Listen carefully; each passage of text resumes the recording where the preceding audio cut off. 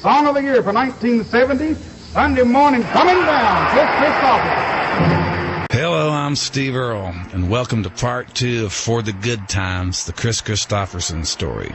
Tonight, success in the 70s as people queue up to record Kris's songs, and Kris hits the big screen.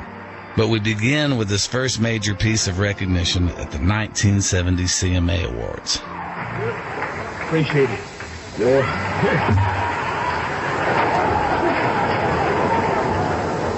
I think Marty and Merle must have been laying out.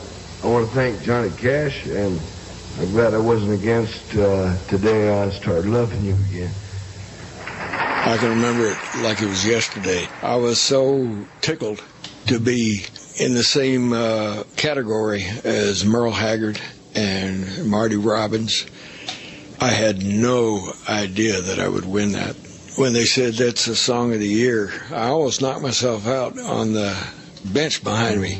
And finally Merle Haggard said, "Get on up there."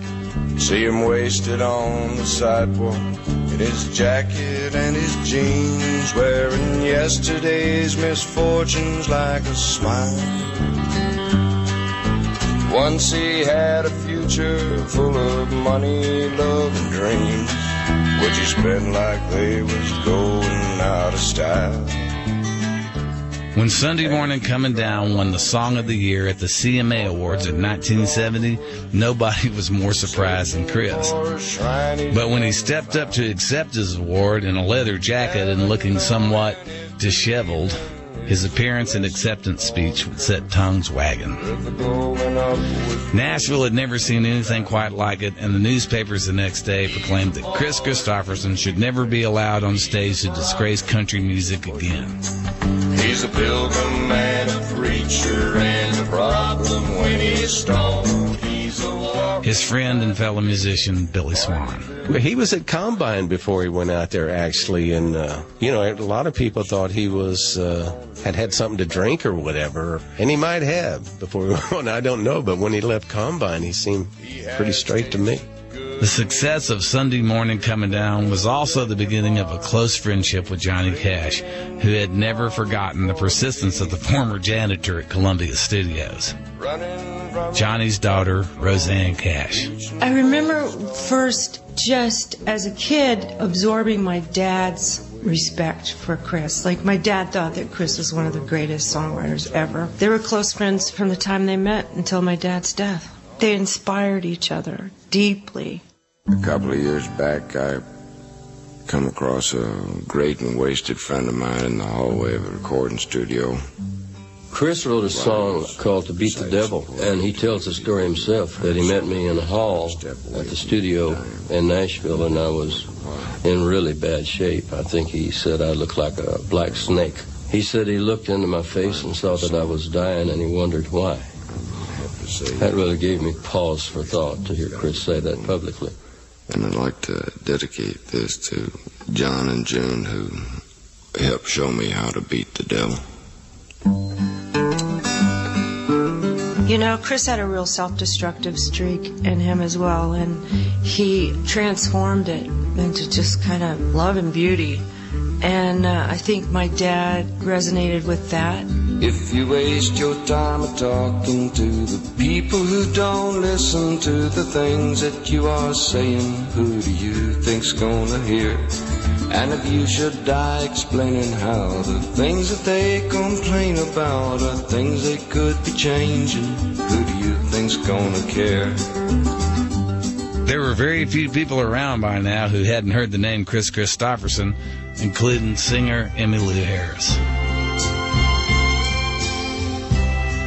That song, Sunday Morning Coming Down, first of all, and the capable vocal talents of Johnny Cash, the song has weight anyway, but with John, the lyrics were so powerful. And then, of course, I think Ronnie Milsap had a big hit with Please Don't Tell Me How the Story Ends. The simplicity of the song, the sensualness and yet the beauty of it, the sadness of it. I just love that song. So, of course, we became aware of Kris Kristofferson. This could be our last good night together.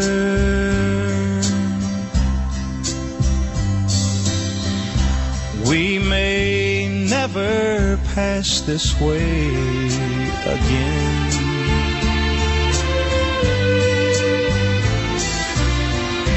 Just let me enjoy it till it's over or forever. Please don't tell me how the story ends. As the word spread about Kris and his songs, artists queued up to record them. The Killer, Jerry Lee Lewis, took a song that Kris had co-written with Shel Silverstein and made it his own. Jerry Lee's producer, Jerry Kennedy. I just remember the night we did it. It was one of those wild Jerry Lee nights, and we knew that that was going to be the next single. It was one of those kind where you knew that it was the one that you had just recorded, you know. So Jerry was screaming at the top of his lungs all night, take it one more time with feeling, take it from the top. It became like a battle cry out here on Music Row.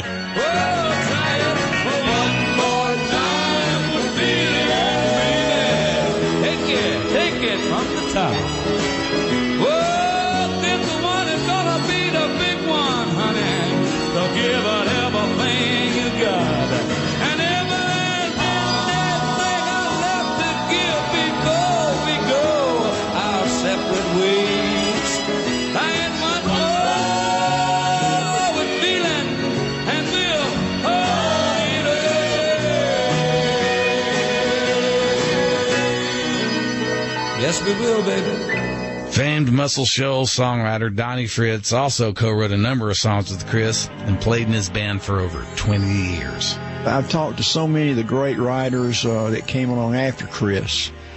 They all said they wouldn't be here now if it hadn't been for Kris, you know, because really he got a whole generation of writers interested in writing country songs, you know. And, of course, all it took was one big hit, and everybody was up on the bandwagon. Singer Ray Price had been recording country songs for almost 2 decades, but it had been a while since he'd enjoyed a hit. I knew Kris was a tremendous writer because I'd heard Sunday Morning Coming Down by Cash, and I got the record for the Good Times that was sent to me by Fred Foster, who was working with Kris at the time. I told my band for the Good Times to be the biggest one I'd ever recorded, and at that point it was. I remember when he cut it, it was his first session with a whole like orchestra behind him, and I knew immediately that that would be his song, and it was the record of the year. Lay your head upon my pillow, hold your warm and tender body close to mine. Hear the whisper of the raindrops blowing soft against the window, and make believe you love me one more time. For the good times. Ray's version of For the Good Times was the Academy of Country Music Song of the Year in 1970. It reached #1 on the country charts and was a pop hit, too. Ray Price wanted more like this. Help Me Make It Through the Night I recorded the same night, and I told Columbia, don't put that in the album. I want that as my next single. They put it in the album. Sammy Smith heard it and recorded it, had a big hit with it. That kind of irritated me for a while. Take the ribbon from my hair, shake it loose and let it fall, laying soft against your skin, like the shadows on the wall. Sammy Smith's version of Help Me Make It Through the Night went to the top of the country charts in 1971 and was also a pop hit. It was Kris's first million-selling song and won the CMA Single of the Year. All I'm taking is your time. Help me make it through the night. The following year, it was awarded a Grammy for the Best Country Song. More people have now recorded it than any other song Kris wrote, including, of course, Gladys Knight, Elvis Presley, and Willie Nelson. A lot of them happened around the same time.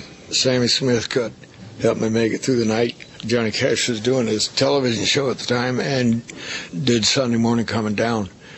I never had to work again. It was over. This is Steve Earle, and you're listening to For the Good Times, the Kris Kristofferson Story on BBC Radio 2. A year after she died in 1970, Janis Joplin's version of Me and Bobby McGee hit the top of the charts. It took Kris's songs into the world of rock and roll, but Kris and Janis had been close, and her death hit him hard. We had just gotten off the road one night. Donnie Fritz. And he and I went to Combine Music. It was like 1 or 2 in the morning, and there was the record, Janis's Me and Bobby McGee. And he started listening to that over and over again. He said he wanted to just really get used to hearing it a lot. I pull my harpoon and in my dirty red bandana, I was playing soft while Bobby sang the blues. Windshield wipers slapping time, I was holding Bobby's hand in mine. We sang every song that Javi knew. And we wrote a song about her that night called Epitaph. Just say she was someone, Lord, so far from home,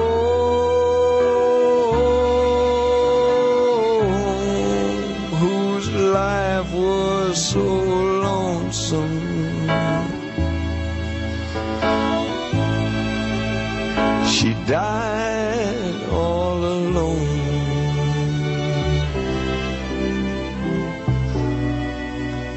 Who dreamed pretty dreams. Kris's debut album had sold only around 32,000 copies when it was first released. On the back of the success of Janis's version of Me and Bobby McGee, it was re-released with that title, and it instantly went gold. Lord, why was she born?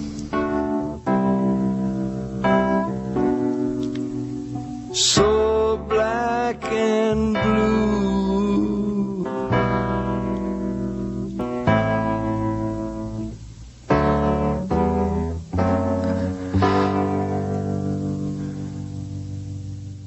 In November 1970, Kris met and fell in love with singer Rita Coolidge, and for a while, they were one of country music's golden couples.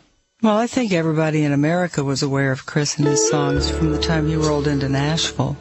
Yeah, he was a very handsome and top of the good-looking, sexy guys in America list. Kris and Rita's life together began at the check-in desk in L.A. airport. I was on my way to Memphis, Tennessee, and he was going to Nashville to do a cover story for Look magazine. He says I saved a seat for him, and I, of course, argued that he saved a seat for me.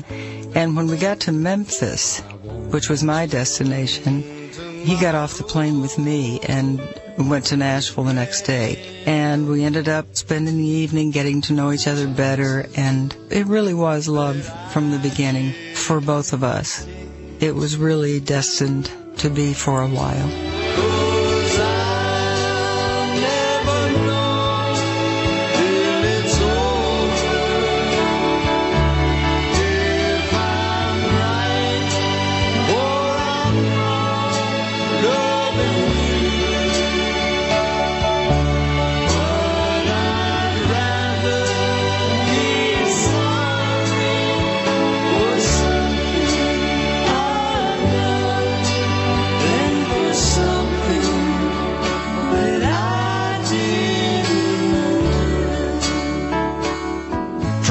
Rita joined Kris, singing with him on his albums and tours.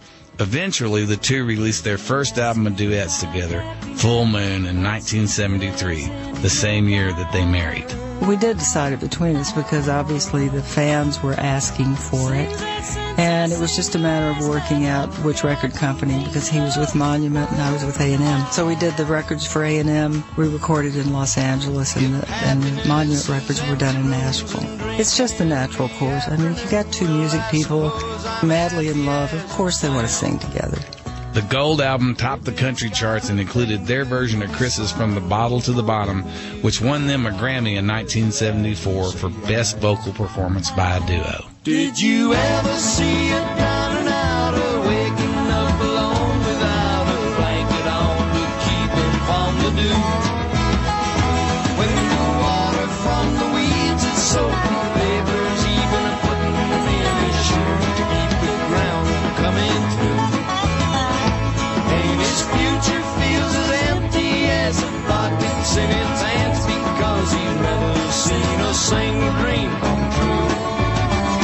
That's the way that I've been feeling since the day I started falling from the bottle to the bottom, stool by stool.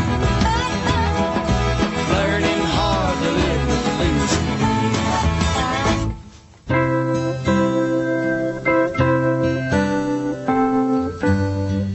It was also in 1973 that Kris had the biggest hit so far of his own recording career after a visit to Jimmy Snow's church, son of country singer Hank Snow. Why me, Lord? What have I ever done? Here's Nashville-based musician and journalist Peter Cooper. Connie Smith, who remains one of the best singers Nashville has ever heard, she took Kristofferson to Jimmy Snow's church, and it was a very emotional place that night, apparently, and he had a real religious experience there, and he went and put down Why Me, Lord. But that's a standard now song in churches, and it's also a standard in honky-tonks. Lord help me, Jesus, I've wasted it, so help me, Jesus, I know what I am. When you have people singing your song while bottles clink in the background on a Saturday night, and then you got people singing your song in pews on Sunday morning, that's a pretty good trick. Jesus, my soul's in your hands. Try me, Lord. Why Me reached #1 on the country charts and went gold, as did the fourth album of Kris's that it appeared on, Jesus Was a Capricorn. I just think it was his time, and I think that the whole music industry was waking up to this writer who crafted these songs that could be taken into any style of music. Kris and Rita's second album, Breakaway, was released in 1974 and won a Grammy for the single Lover Please, written by Billy Swan. They did that at Chip Young's studio in Murfreesboro, Tennessee. Did a great track on it, and I sung with them on it. So it was great. I was thrilled. Lover, please, please come back. Don't take the train coming down the track. Don't please, don't leave me. Don't leave me in misery. When they got on stage, that magic happened every night. Now, it's tough being married and being on the road together. It's tough being on the road together. Well, you know, on a good night, it was totally electric. It depended on, I guess, what had gone on prior to us going on stage, because there were nights that would have a battle and then we would walk out, and I think that's what he did some of his finest acting, and I learned to as well. The one thing that you can't put a price on is how good he looks in front of the camera, which is not necessarily the case. A singer can look good on stage, they can have an amazing presence on stage, but not necessarily have that thing, the X factor, on camera. But it's just the look of him. You know, it really looks good on camera. Broadcaster and film critic Andrew Collins. Kris's acting career began in 1970 after he was spotted singing at the Troubadour in L.A. and offered a part in a film, The Last Movie by Dennis Hopper. Looking for the home I hope she'll find. Hey, Kansas, they're looking for you in there. Oh, yeah, thank you. Yeah, down there. But I trade all my tomorrows for one single yesterday. Like singing his own songs, it was something he never thought he'd do. The films were just offered to me. You know, I had never thought that I could get up and perform my songs in front of all those people either. but I thought it was worth a shot. You know what? I watched that very closely, and he handled it beautifully. One thing, he was just such a natural actor.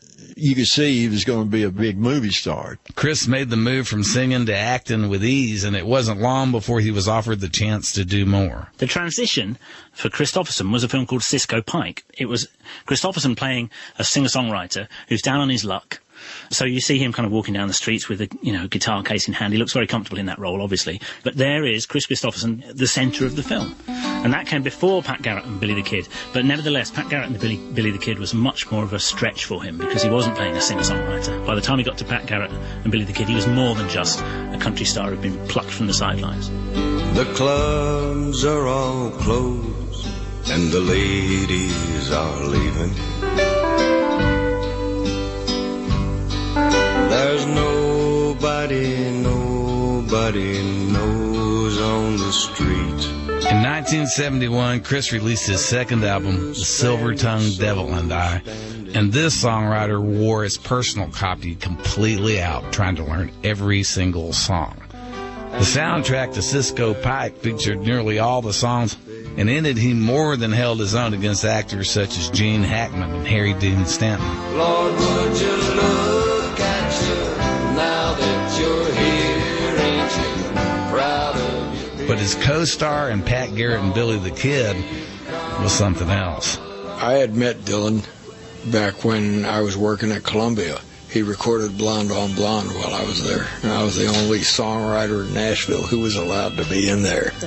But I didn't really get to know him. But to be playing Billy the Kid in a movie directed by Sam Peckinpah with Bob Dylan and every great old Western movie character actor was in it. If there's a thread running through his parts over the decades, it's that there's a bit of Kris Kristofferson in him all the way through, whether he's playing a singer-songwriter or not. He didn't choose parts that he would not be able to do. Those characters that he chose, who were the rebels and the freedom fighters and the wild card, he was playing himself.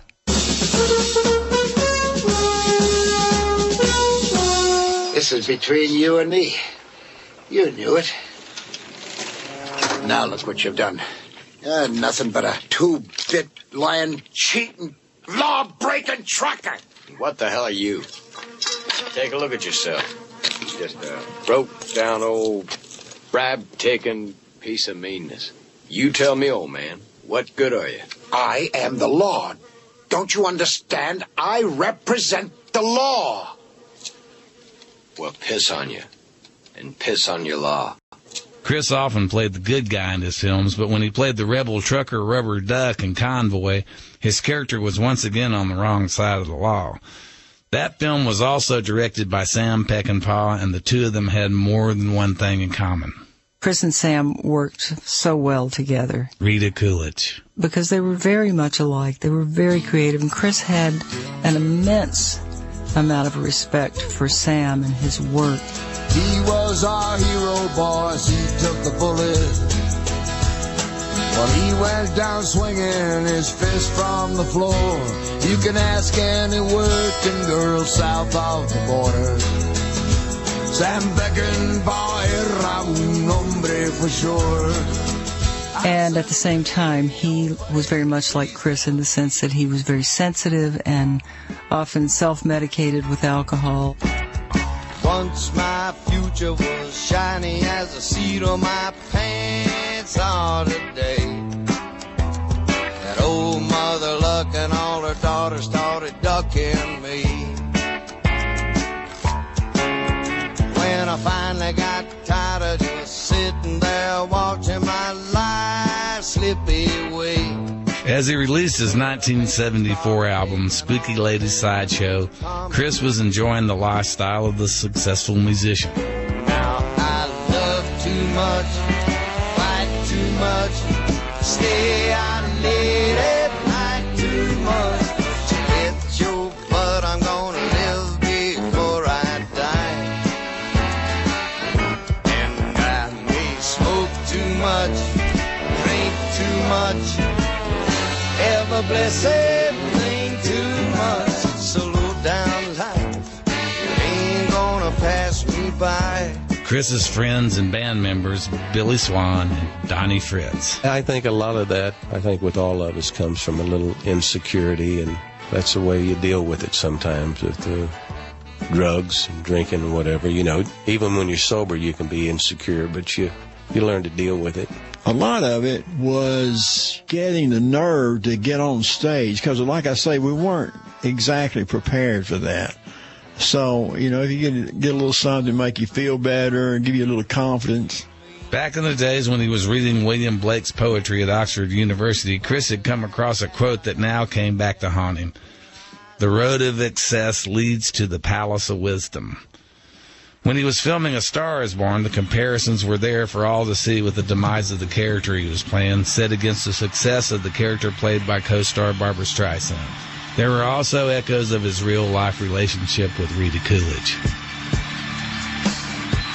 Okay, folks, it's on Norman Howard Speedway. At the beginning of the film, he's screwed up, basically. So it must be brilliant for an actual musician to play somebody who's in a worse state than they are.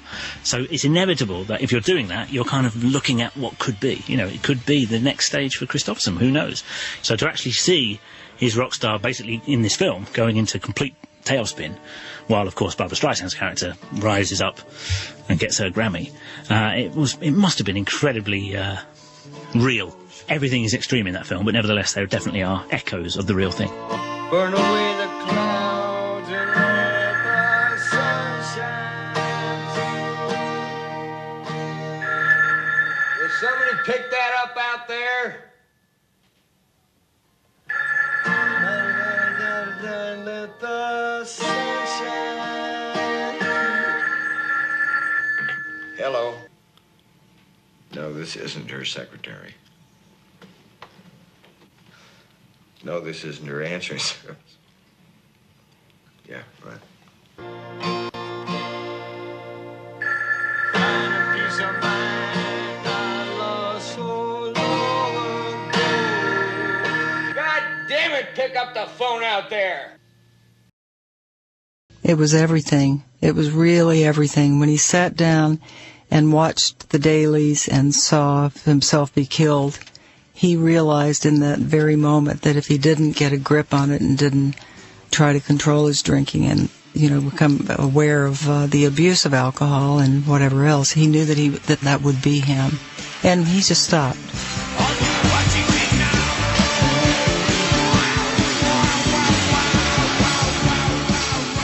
Kris received the 1977 Golden Globe for Best Actor for A Star Is Born. It also turned him into that most bankable of creatures, the screen sex symbol. By now, Rita's solo career was more successful than ever, and Kris's songs were becoming more political than personal. But Kris had made his mark on the 1970s, and country music would never be the same. Jerry Kennedy. I think he did open the door for a lot of people. Maybe kicked it off the hinges is a better way to put it, because he didn't just ease it open.